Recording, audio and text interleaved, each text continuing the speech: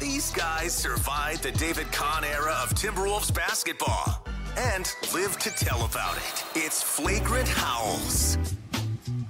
Figured we'd hit you guys with just a quick little Flagrant Howls episode of Phil's Wolves takes here on this Monday morning. Wolves and Knicks tonight, Sixers.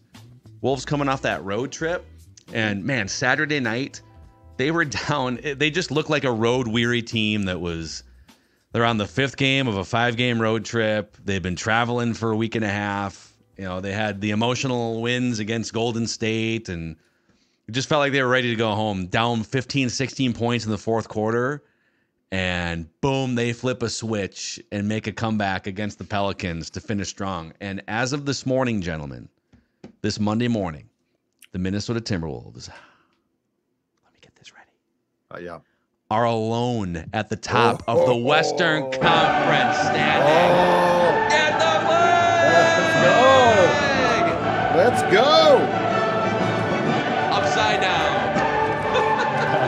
Much like the Wolves were before, for so many years, Yes. upside down. This is the first time since the 2003-2004 season that the Wolves have been alone in first place of the Western Conference after the 10-game mark. 20 years ago. 20 years ago. And how are you processing this? Do you have a thought? Feeling on that? about this? And well, I saw. How do you think I feel, Judd? I feel very good about this. Let's see it. Let's go! So, our friend Kyle this morning, your co-host on this show, he tweeted, "I'm drinking coffee and just looking at the standings." Just staring. And that's all I'm doing. Just He's nodding fixated. with approval. He just can't take his eyes off. It's like he has run across the love of his life, and it's the Minnesota Timberwolves. Yeah, I mean, all due respect to Kyle's loving wife, I do think the Timberwolves are probably the longest running love. I'm sure she's great. And mine. I mean, I've known and loved the Wolves longer than my wife too. And there's room for multiple loves when you are in love with the sports team. I'm happy for you guys. Wolves fans deserve. I keep saying that. You guys have been through hell and back. You deserve a season where things just go right and the team is good. Yeah, I guess I just have like a small handful of Wolves takes for you today. So we'll start with this one here because we're already kind of talking about it. This is the most exciting start to a Wolves season in 20 years. They've had some fun little things. They had the Jimmy Butler season. Oh, this looks different. Right. And then last year was exciting to start the year just because, we've got Rudy Gobert. This is going to be different. But then they kind of train wrecked out of the gate, and they were like 4-2, and then they lost a bunch of games, and they were playing catch up to 500 all year long. But sitting alone in first place, several games over 500, a 4-1 road trip, and a 15, 16-point comeback in the fourth quarter. Like there's probably 2 or 3 games. I mean, there was 2 games on that road trip for sure. The last year's team just checks out and loses. The second game against Golden State's backups when Draymond Green and Clay got ejected, they lose that game, I think, by double digits, and it's embarrassing. And then the game against the Pelicans, that was another one, too, where the Pelicans are coming off a win the previous night over Denver. It was a back-to-back for the Pelicans and no Zion. So they were kind of like, I think they were fat and happy and ready to get beat, and the Wolves come out sluggish again. But last year's team probably doesn't dig out from that hole and salvage the victory. So we should almost say it's like Mario Kart where you run a time trial and you can see the ghost of like the best time. We should be seeing like the ghost of last year's team. Like, would you have won that game? Nope. Would you have won that game? So they're like 2-0, maybe 3-0 in games last year's team for sure would have lost. Absolutely. Yeah. And in the Butler year, they lose the Pelicans game because my guess is Butler doesn't play in that game. He for sure does not play in the second game against Golden State, right? And so that's the thing is, don't take for granted that the Wolves basically have a roster full of guys who want to play. Yeah. Like the fact that Ant wants to play, and I know like we obsess about Ant's games, right? Well, he didn't have a great night tonight. But the fact that he shows up every night to play is something that in this league in 2023, you can't just take for granted. I actually think it's an incredibly important thing that the people that lead this team, and it sounds so simple, set the example of showing up to play. Yeah, he, and he'll still like go through stretches where he's just not clicking offensively and whatever. He's only 22. Think about how good he is now. Yeah. How much better he's going to be when he's 25, when he's 26. Yep. But he just starts knocking down those threes, and Cat gets going, and it's tough to stop that freight train when Ant's knocking down the outside shot, and then it leads to him being able to get to the rim, and then when Cat is dialed in, like, it's really hard to beat this team.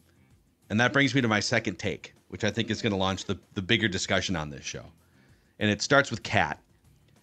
I think Karl-Anthony Towns has finally found the perfect situation for him. And it almost felt like he was fighting it a little. Like last year was weird because he was trying to transition. They were asking him to sacrifice, and they still are this year. And then he gets hurt, and he comes back, and it's emotional. And then it was a weird year for him. Not making excuses because he needed to do some things better on his end. But then he comes in here, and it's like, dude, you're still fighting it in the first maybe 5 games, it felt like.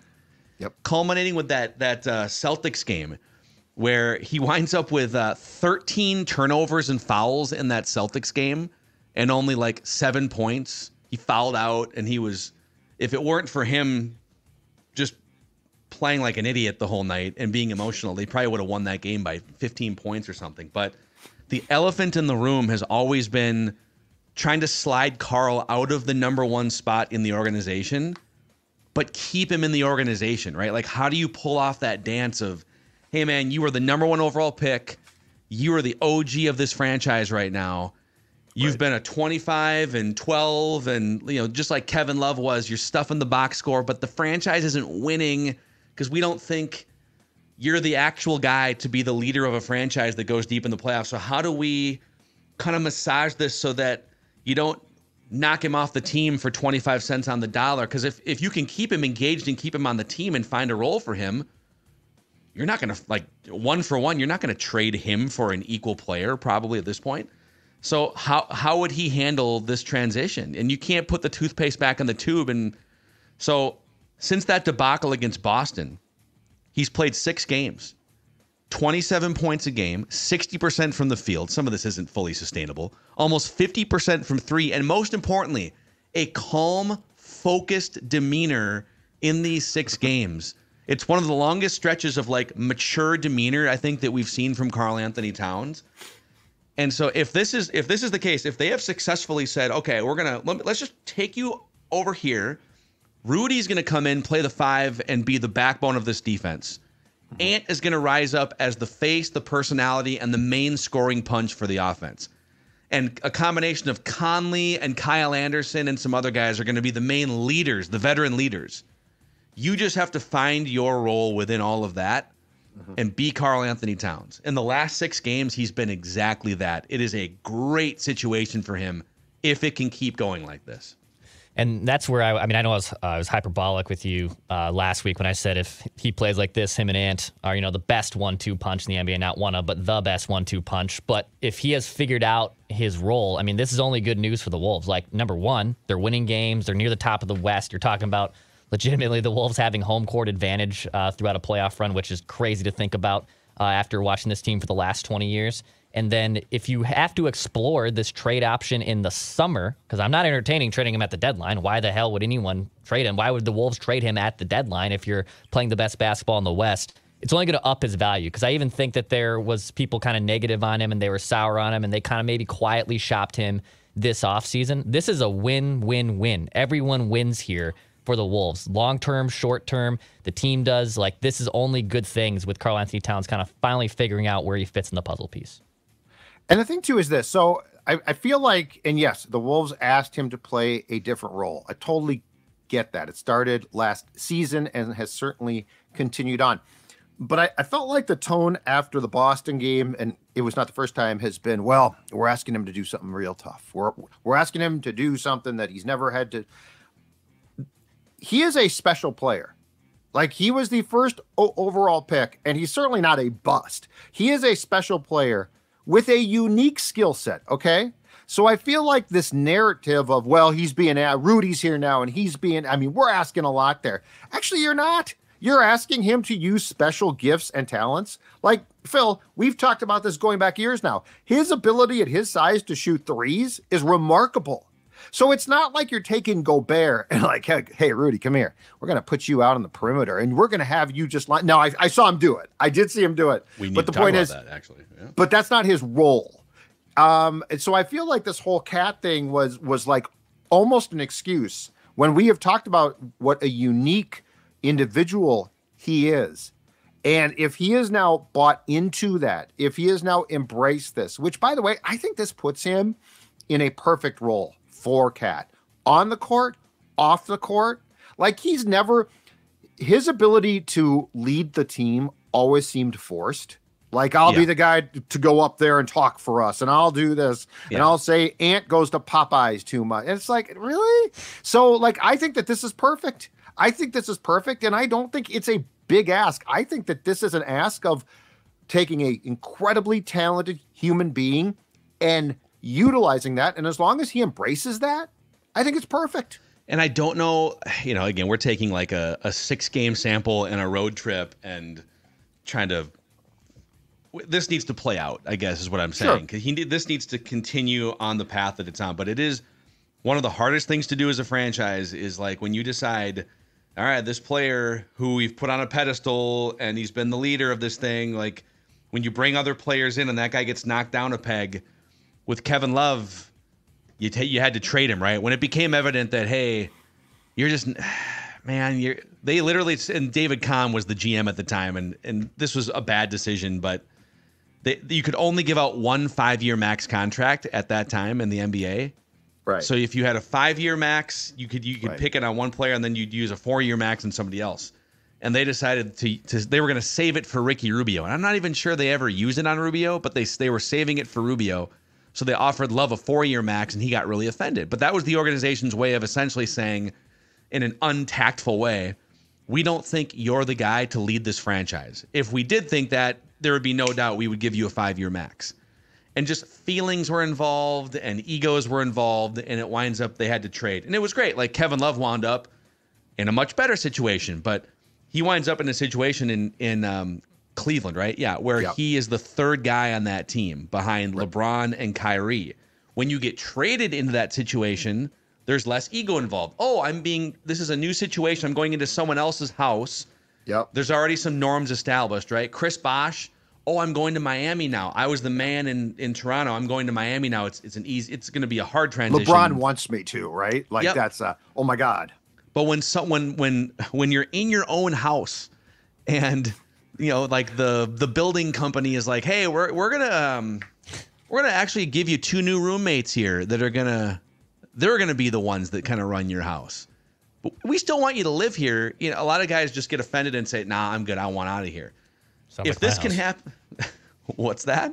Sounds like my house. I was about to say, you're describing me in my own house. I got Kelsey and Vinny they run things. I'm just the passenger. I'm the Towns. I'm trying to fit into this puzzle piece. Where do I fit? You're the one that signed them to contracts, though. That's the difference. Yeah. Oh, well, smart man. Karl is sitting here and he's looking around the house. It's like, oh, Anthony Edwards is here. Gobert is here. You could easily look around, pout, and say, well, screw this. I want to go be the man somewhere. I want to be the one.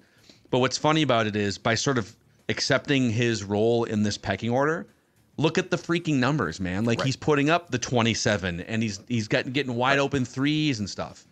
So, but the attention, how often do you come out of a game now and think, oh, it's on Karl. Like that game was lost because there's a couple here and there. Like don't shipwreck the Celtics game.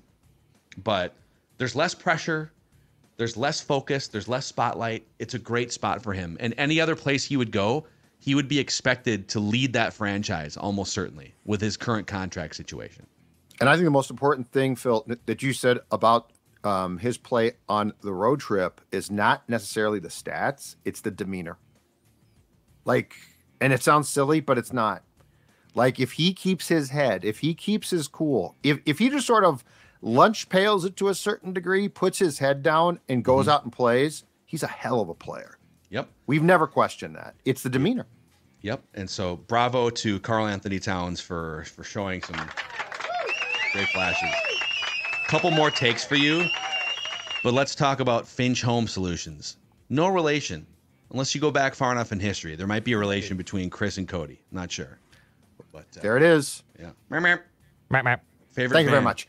Yep. There it is. Now I can start the read, but the read does not start until we hear the meep meeps, because that means the Finch Home Solutions is right around the corner from you. And guess what? Any electrical issues that you might have in your home, big or small, Cody Finch and his team are going to fix them fast, courteous, efficient, everything that you could possibly want.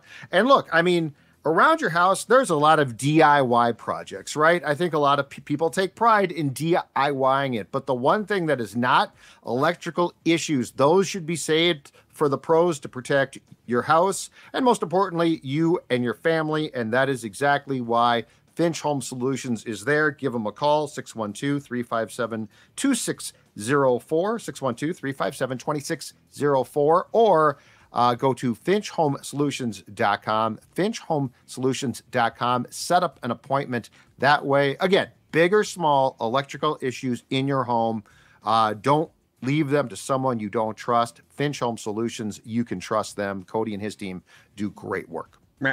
Yes, indeed. Also, a shout out to our friends at Summit Orthopedics. If you're on the injured list this week, you've got some back issues, you've got some wrist issues, knees, whatever it may be, Summit Orthopedics can help you out. No referrals are needed, and they offer same-day appointments. If you're really hurting, they also offer walk-in orthopedic urgent care 7 days a week from 8 a.m. to 8 p.m., 25 locations in the Twin Cities and greater Minnesota, and you can learn more at summitortho.com.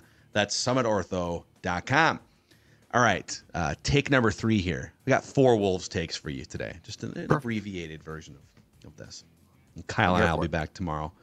So, I kind of love what Chris Finch is trying to do with Rudy Gobert on offense.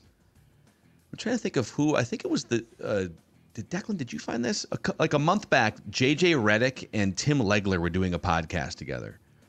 And they spent like 10 minutes talking about the Wolves and sort of the rise of the Timberwolves, but also, and they both really like Chris Finch, but they were talking about JJ Redick was irritated that oftentimes Rudy Gobert will just be sitting in the dunker spot, which is like just kind of down by the baseline, kind of, by the basket, in that little alley-oop dunker spot, and how it clogs the lane. Anthony Edwards has a harder time getting into the lane and operating, right? Karl-Anthony Towns, a huge part of his game before Rudy Gobert arrived last year, was dribble drive, top of the key, get into the lane, and make something happen. It's harder when you have another big that's bringing another body in that close.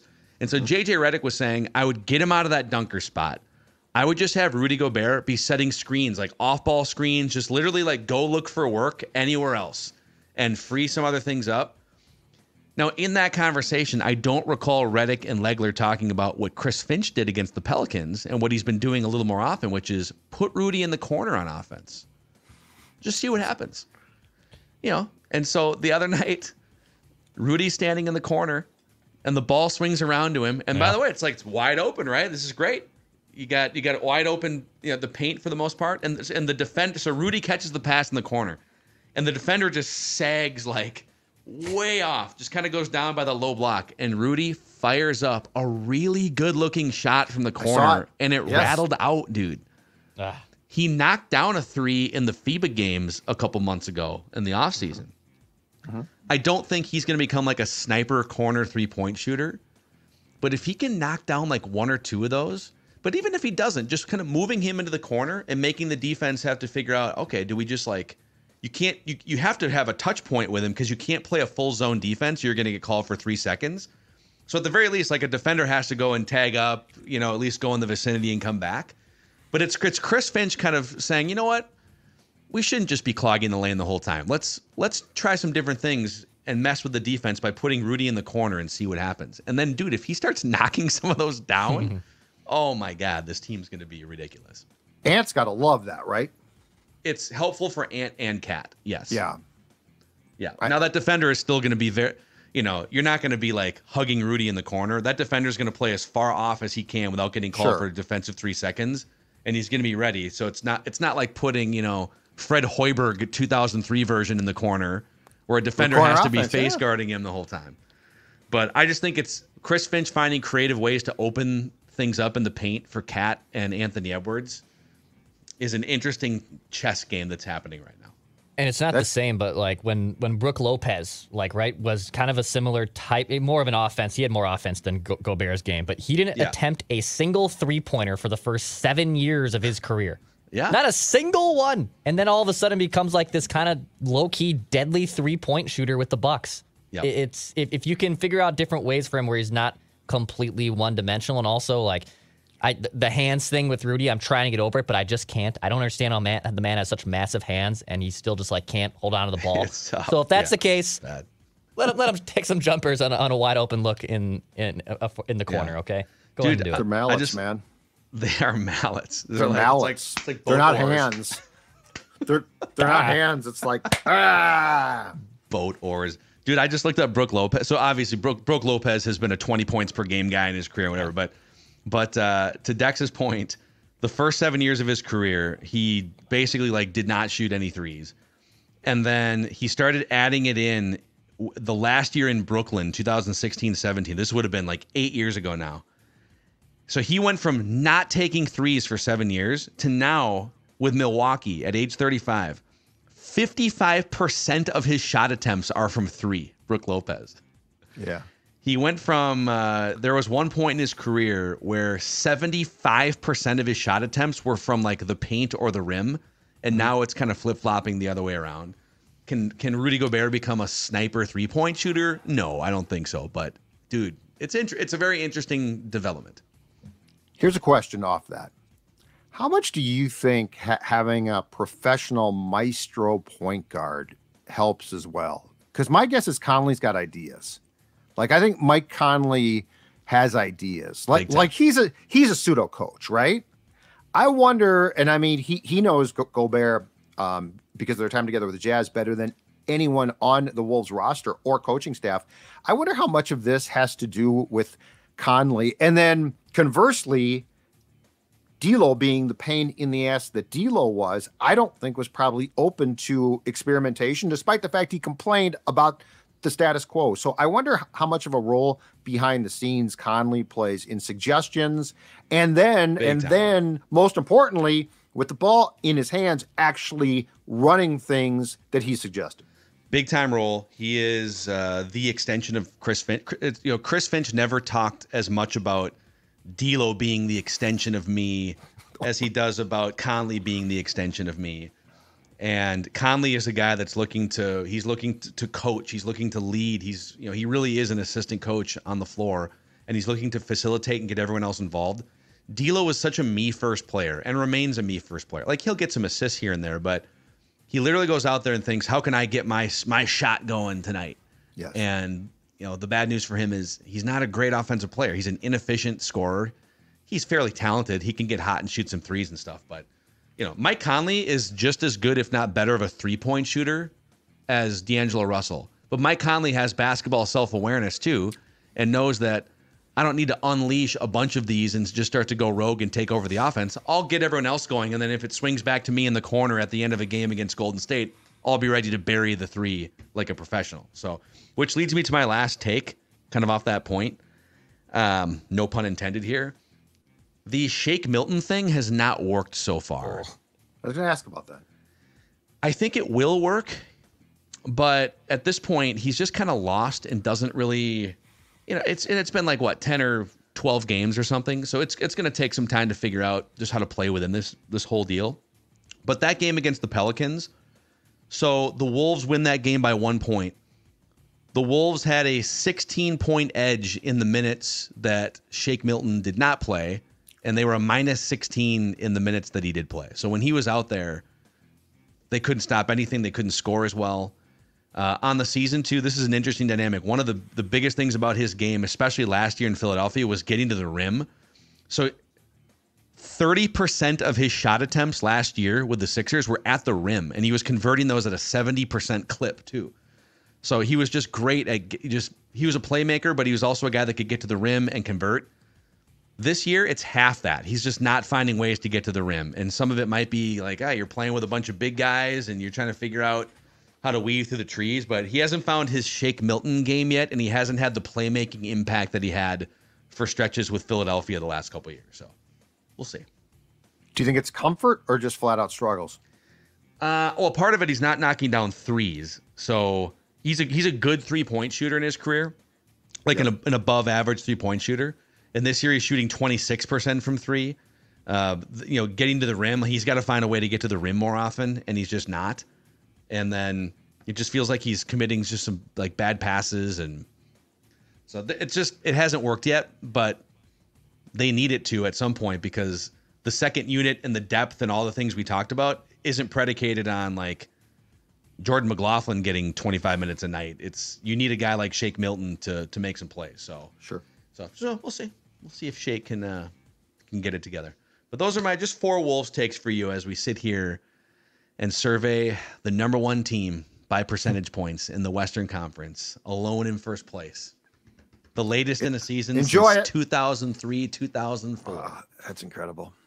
And then what do we got coming up here too? There's some fun games on the horizon here. You got this is actually a great week, because you got the Knicks tonight, and then you've got the Sixers on Wednesday night, I believe. Let me pull this up.